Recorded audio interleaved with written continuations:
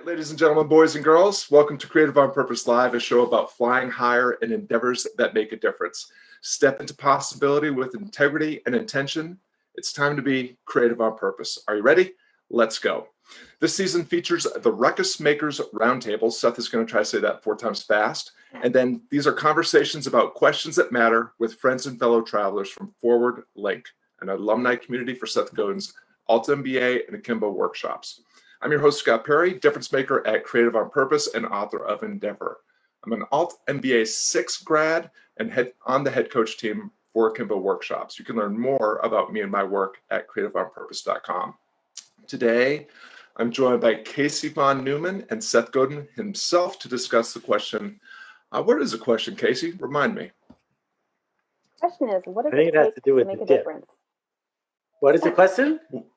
The question is, what does it take to make a difference? Okay. So now we're going to go to, and we're all thoroughly prepared to answer this question. So Casey and Seth, before we dive into today's discussion, please introduce yourselves to our viewers. Who are you?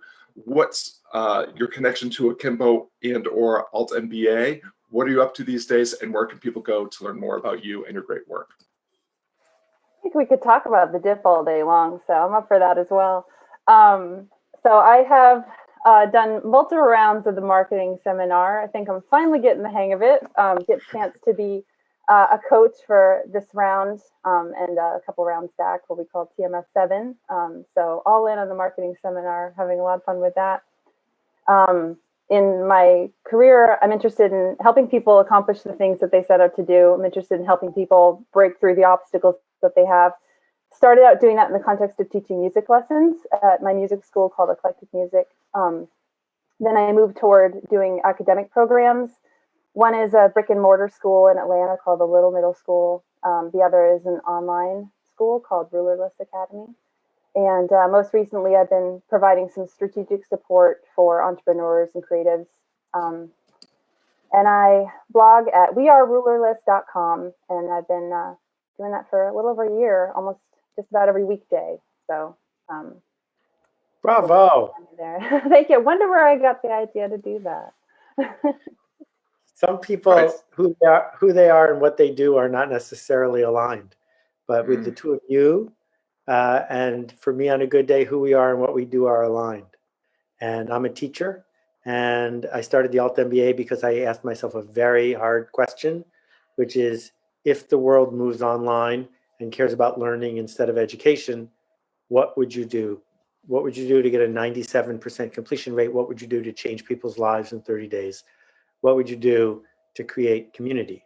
And I did it once, and it was so stunning that we are now at session 40.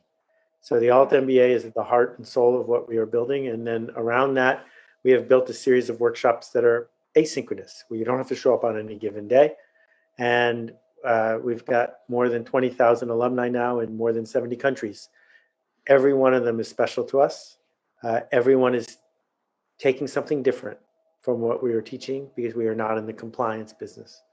And to see people like Casey and Scott develop into the leaders and coaches that they are is thrilling, and it makes it easy for us to go to work every day. So what a privilege to work with the two of you. Yeah, well, and likewise.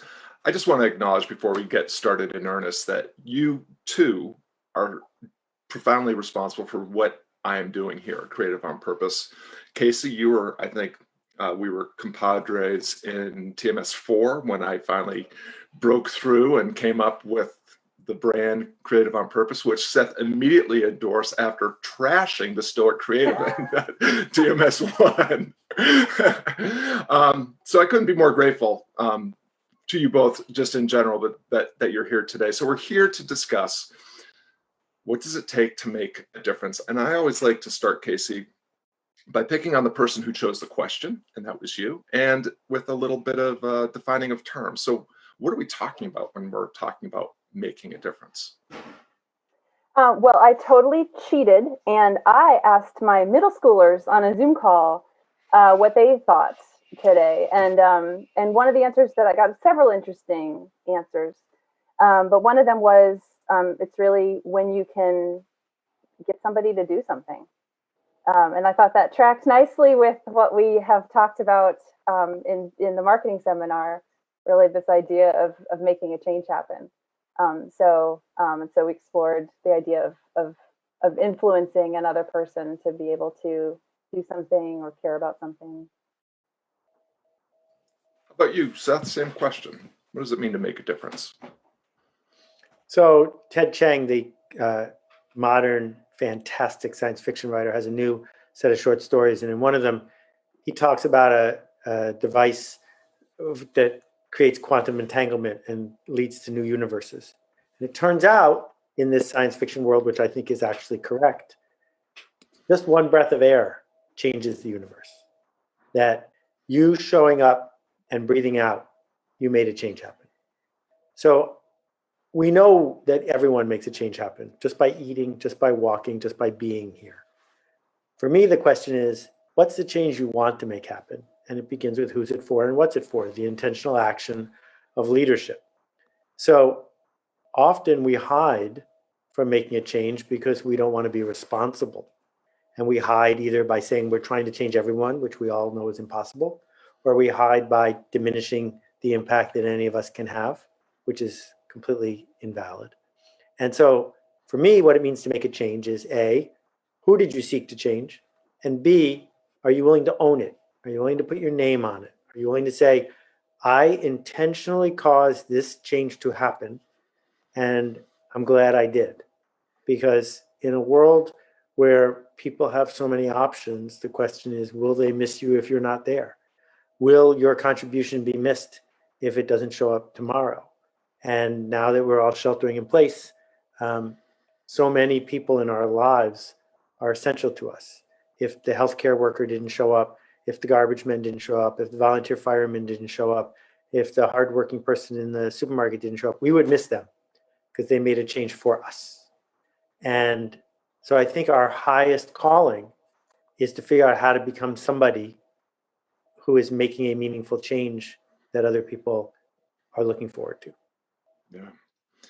Yeah, and I love this question because it's at the heart of what we're trying to do at Creative on Purpose. We talk about all the time about flying higher in endeavors that make a difference, and that idea that you brought in, Casey, about change is obviously a big part of that. And to Seth's point about doing that with intention, you're making a difference on purpose and making it with and for people that you've chosen on purpose.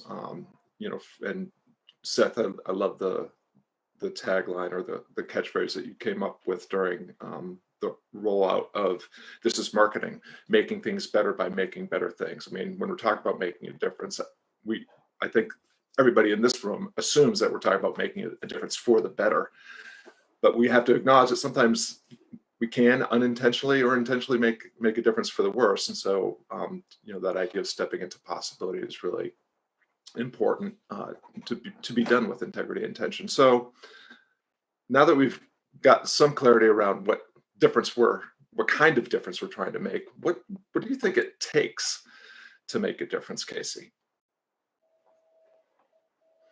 Well, I think it takes a sense of conviction. I mean, I think when I was all the years that I thought about what I was going to do and thought about blogging or sharing my ideas, it was kind of going back to what Seth is talking about, am I going to own this and step into it intentionally and let people know, yeah, that was me. And it took getting to a point where I was willing to be brave enough to potentially alienate some people in order to connect with others, and to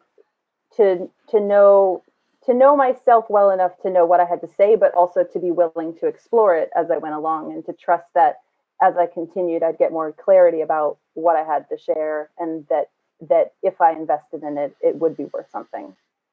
And that was a kind of a leap and required trust and support to make that part happen.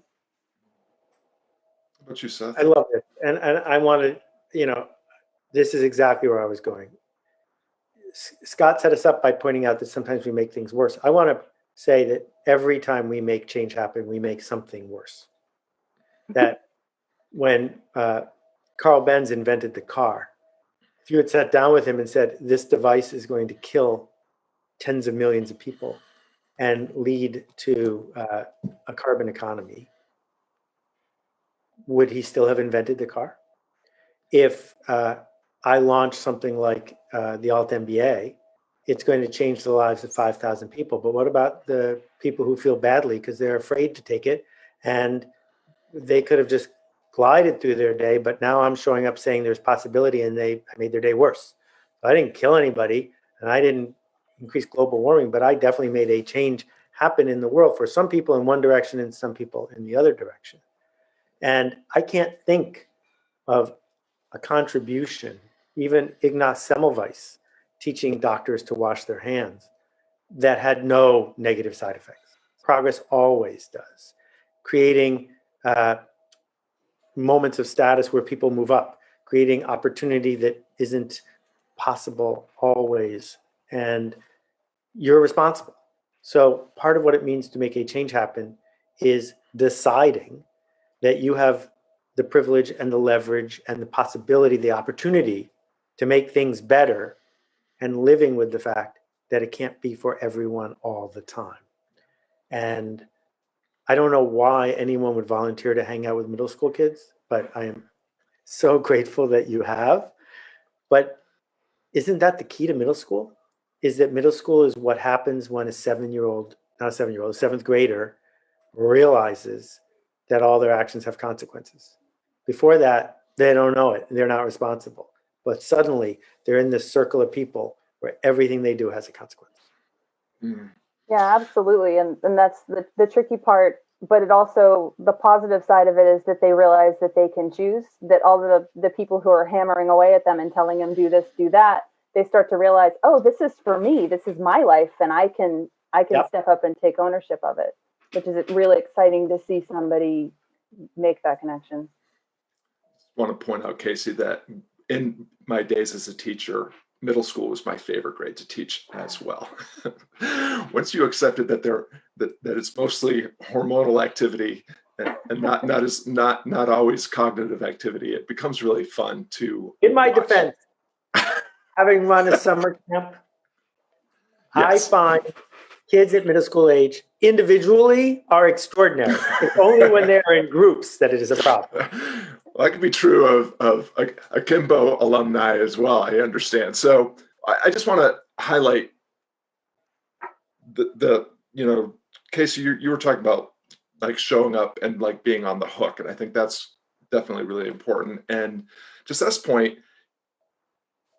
I love that. I mean, whoever invented the ship also invented the shipwreck. So there's always a duality in play. And so, for some people, the difference you're making is fantastic and what they want and enhances their lives. And for others, not so much. And so to me, what is kind of being woven into that decision piece that Seth introduces, this idea, I'm just tying the two things that you each said together into this idea of agency, this idea of owning the decisions and owning the change, and the idea that if you're going to make change happen, you should be clear and specific about the change, and you should be clear and specific about who it's for, and to your point, Casey, who it's not for.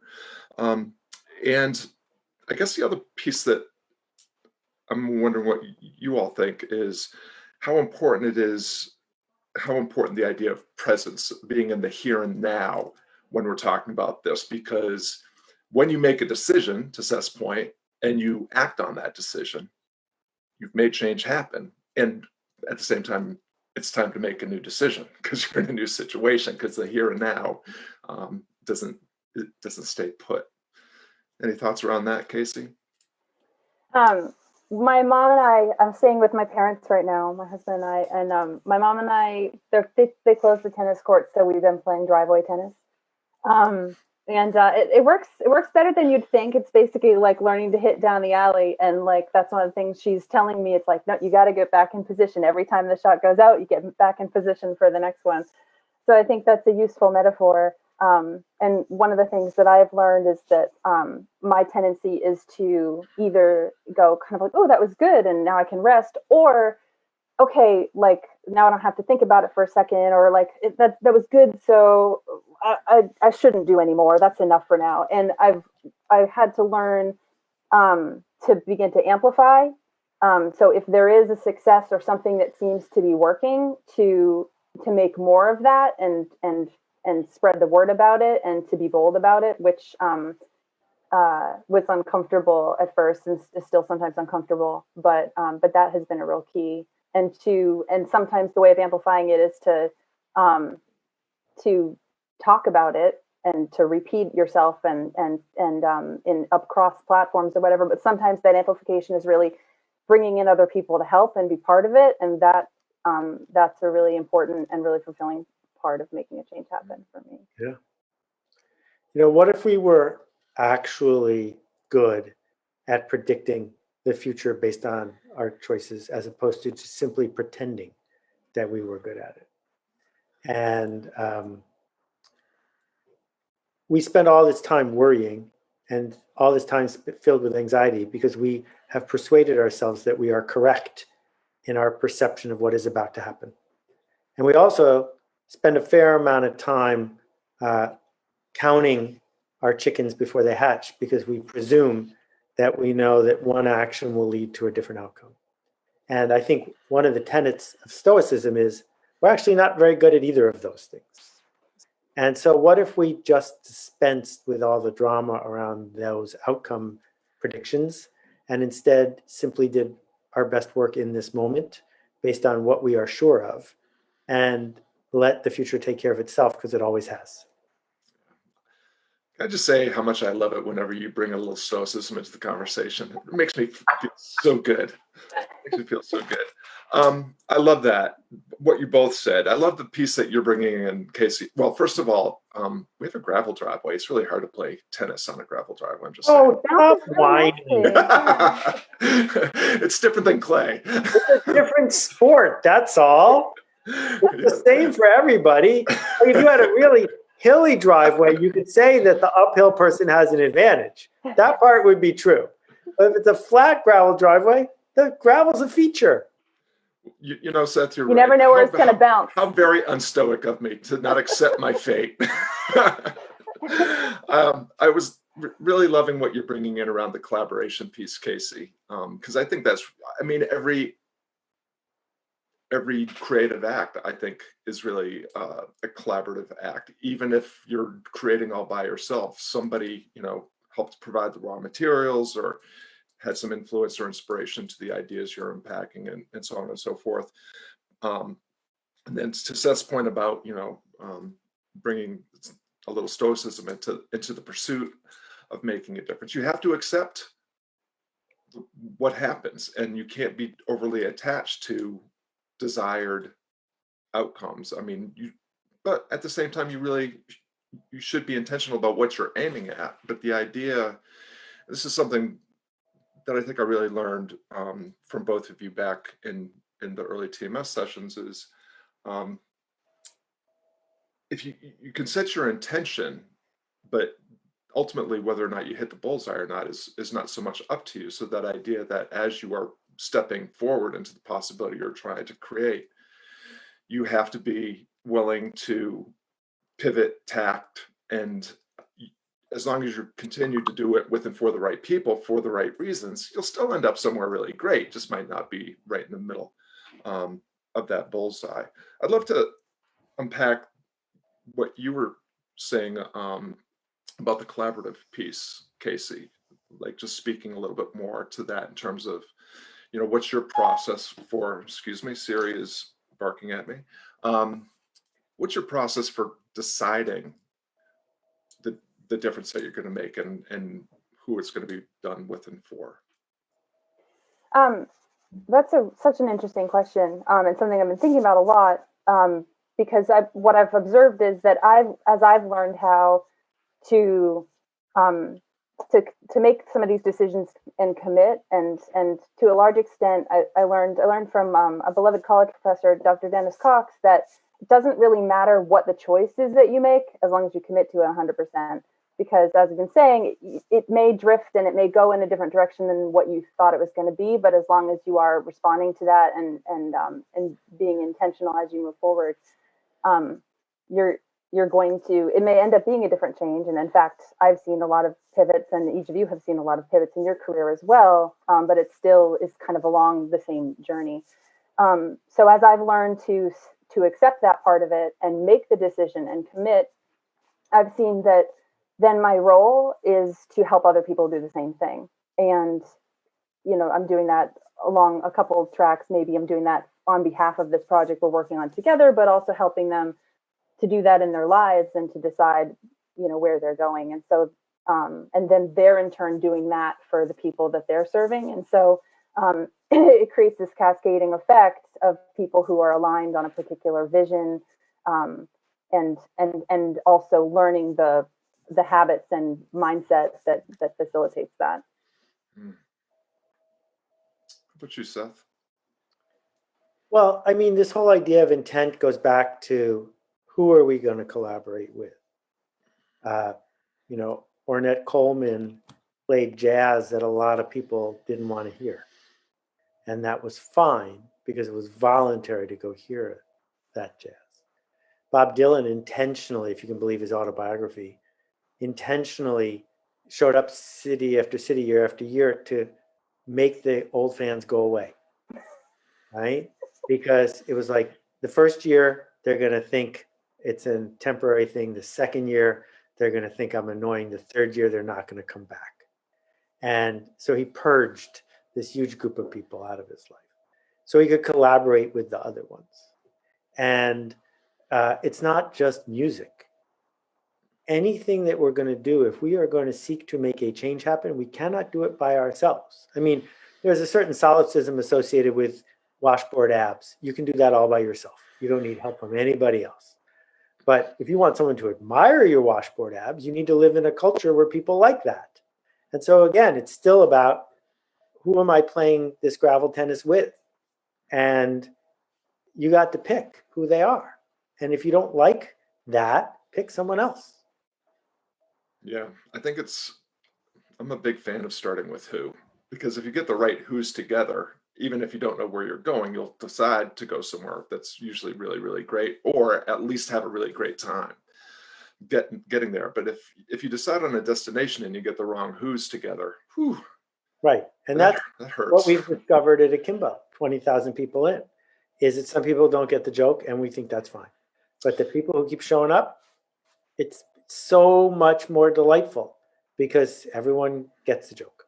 Yeah, couldn't agree more. And I love what you were saying, Casey, about creating this virtuous collaborative cycle where, and Seth, this is baked into your work. It's, you teach us so that we can teach others, and the cycle it's a ripple effect. So the difference, is Seth may change 1,000 people in a session, but they're all going to go out and change 10, 100, 1,000 themselves, and it just keeps rippling out. As we've been talking, I've been remembering something that you said, Seth, about, I can't remember exactly where it was. Maybe it was in the creatives workshop, but about creative destruction, the idea of, creatives break things when they are making new things.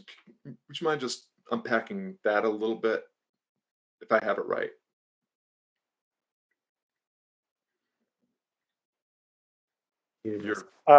So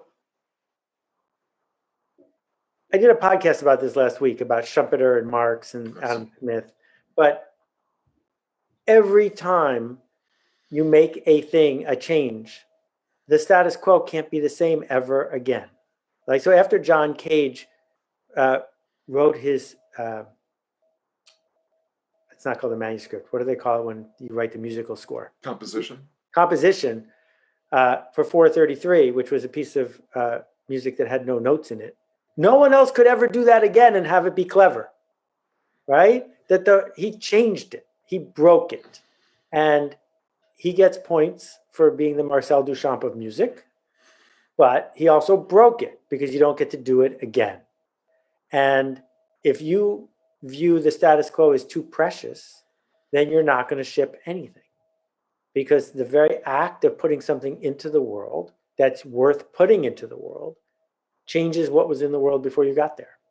And so part of what we're arguing for is not narcissism, but it's the bold generosity of showing up for people who might not get the joke until you tell it, and doing it in a way that makes things better on average, hopefully not just for you, but for the people you seek to serve.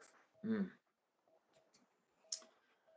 That reminds, so that brings to mind the present moment, which we haven't really talked about yet. But as we're recording, we are in the middle of the coronavirus pandemic. And it is terrible that there are people suffering and dying, and nobody would wish that on anybody. But at the same time, there are some lessons and silver linings that we're all learning. One of them is that the status quo is kind of a seductive illusion. This idea that we can have certainty about anything, and that the that today will be just another day like yesterday, and tomorrow will be very much the same.